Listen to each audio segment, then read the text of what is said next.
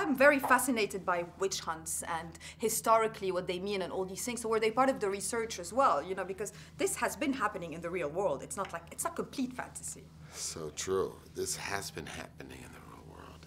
And when you do the research, you realize how much it's affected our world over the last 1,000 years.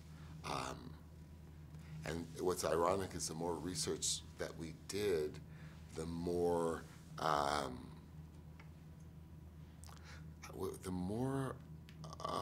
a need we found in having to do the sequel, if that makes any sense. Yeah.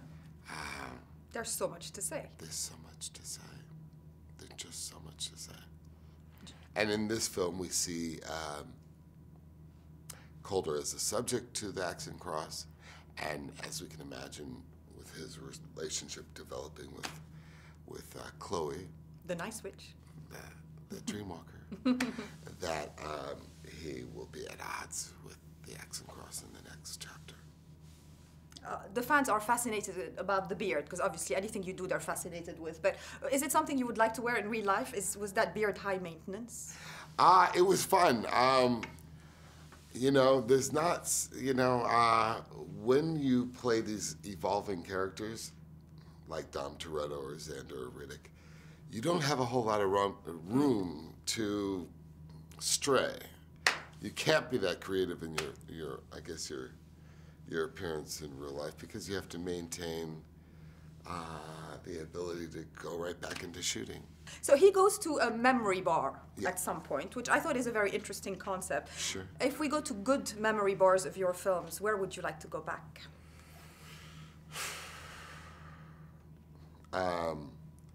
I would go back to early Fast and Furious movies with Paul Walker. I still remember how sweet he was. You know? Oh Just this feeling of this guy will stay with us all the time. Always. Yeah. Such an angel. Yeah, no, absolutely, absolutely. And was Sir Michael Caine part of your wish list of people to work with? Sure he was. We've known each other for 12 or 13 years, and he has always been someone I wanted to work with. And this film presented that opportunity to work with one of my favorites. And as an actor, that's something you want to do. You want to work with people that have inspired you. What films have inspired you most? You know, when you were a teenager, before you became an actor, what were the movies that you watched over and over and over again? Michael Caine, I probably watched Alfie more than anybody in the world. There was a point in my life where I could recite the whole movie. But he's done so much great work. But the standout for me was Alfie. Yeah, he's great. And other films that were your favorites? On the Waterfront,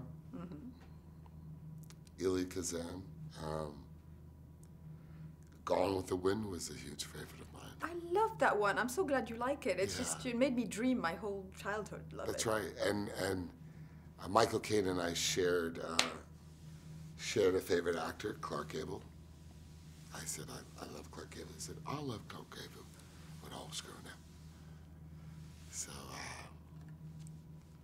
I'm so happy you liked the movie. Oh, yeah, absolutely. 96 million followers on Facebook. I mean, I'm proud of my 3 million, but 96 million. Do you have 3 million? I have 3 million, which, you know, I'm proud of, but 96 is kind of, you know, quite competitive. What is your relationship with your fans, because social media allows you to connect with them directly? My fans give me a lot. I rely on their feedback, and it's surreal. They've been with me for the last 6 years, and they've at times felt like an extended family. I trust them. I'm proud of them. And I work that much harder to make them proud, quite frankly. And they always are. In the Middle East, you're a god to them. They adore you. Absolutely.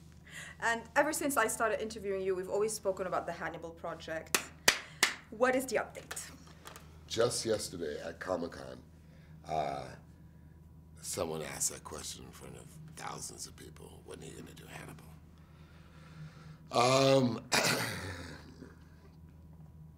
When am I going to do Hannibal, guys? Come on. I'm dying to do it.